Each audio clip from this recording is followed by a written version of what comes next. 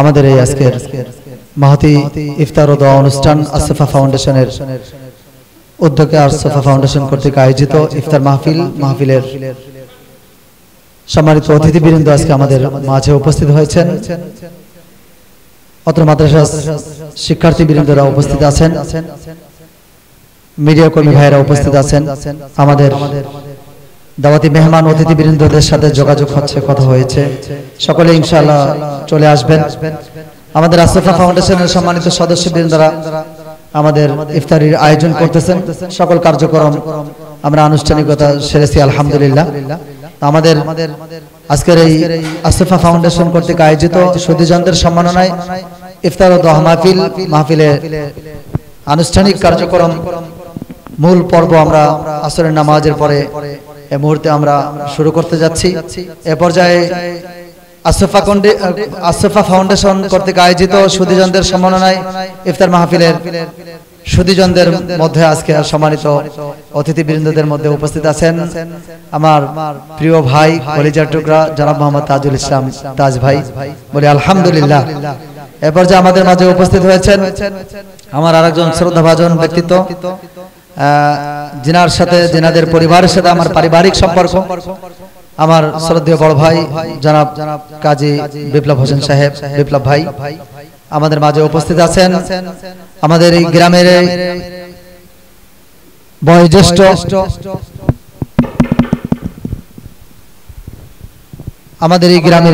বয়োজ্যেষ্ঠ মুরব্বী, সর্বজন শ্রদ্ধাভাজন মুরব্বী, বাঙ্গালগাছ কেন্দ্র জামে মসজিদের সম্মানিত নির্বাহী সদস্য জনাব আলহাজ মোহাম্মদ শফিজউদ্দিন মিয়া আলহামদুলিল্লাহ আমাদের মাঝে উপস্থিত আছেন।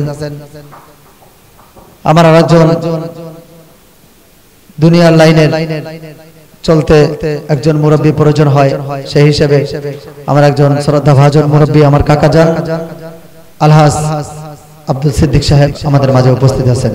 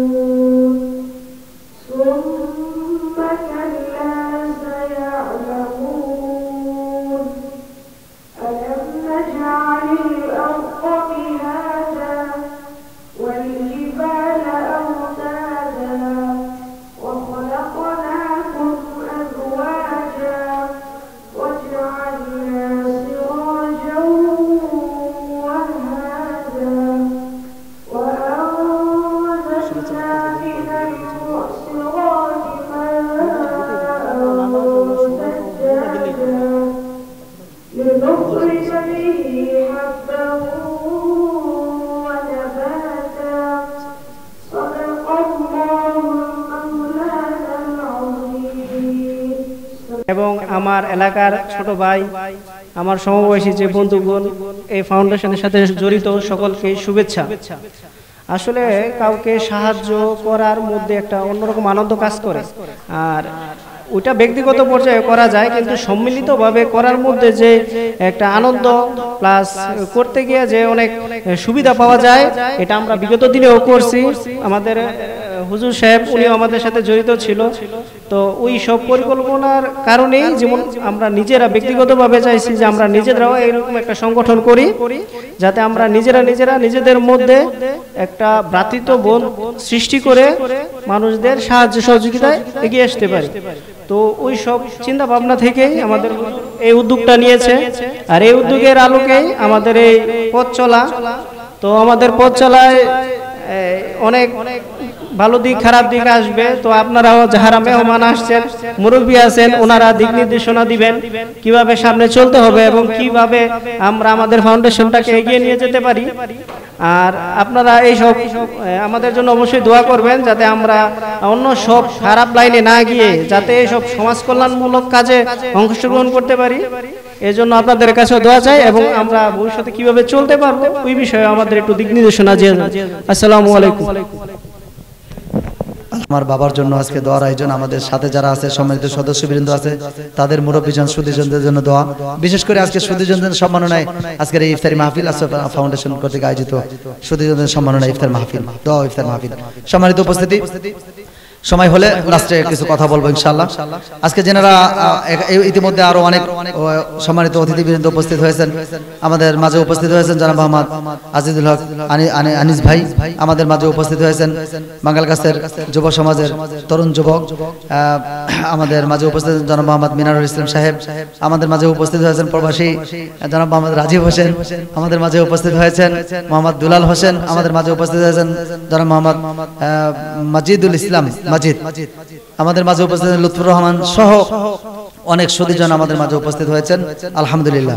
সম্মানিত উপস্থিতি, এ পর্যায়ে আমাদের যেহেতু আজকে প্রধান আলোচক, প্রধান মেহমান, প্রধান আকর্ষণ বিশিষ্ট আলেম দ্বীন মুফতি আলী হায়দার গাজীপুরী সাহেব আমাদের মাঝে উপস্থিত আছেন।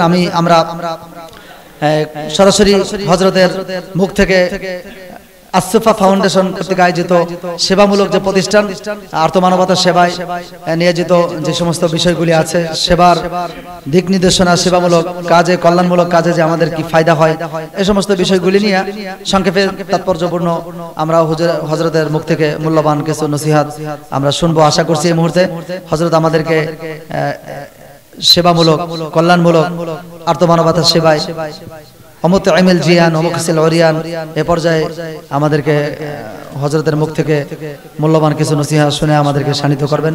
সম্মানিত উপস্থিতি, এ পর্যায়ে আর্তমানবতার সেবায় সদা নিয়োজিত সেবামূলক একটি প্রতিষ্ঠান পাপা হাঁটি হাঁটি করে আজকের এই আত্মপ্রকাশ আসফা ফাউন্ডেশন কর্তৃক আয়োজিত সুধীজনদের সম্মাননায় ইফতার ও দোয়া মাহফিলের প্রধান আলোচক, প্রধান আকর্ষণ, প্রধান মেহমান হযরতুল আল্লাম বিশিষ্ট আলেম দ্বীন আল্লামা আহমদ শফি রাহমাতুল্লাহ আলাইহির সুযোগ্য খলিফা, জামিয়া আহমদুল উলুম মাদ্রাসার সম্মানিত স্বনামধন্য মহাপরিচালক মুফতি আলী হায়দার গাজীপুরী সাহেব, মুফতি আলী হায়দার গাজীপুরী সাহেব হযরতকে সংক্ষিপ্তভাবে মূল্যবান আলোচনা পেশ করার জন্য আসফা ফাউন্ডেশনের পক্ষ থেকে সবিনয় অনুরোধ রাখছি।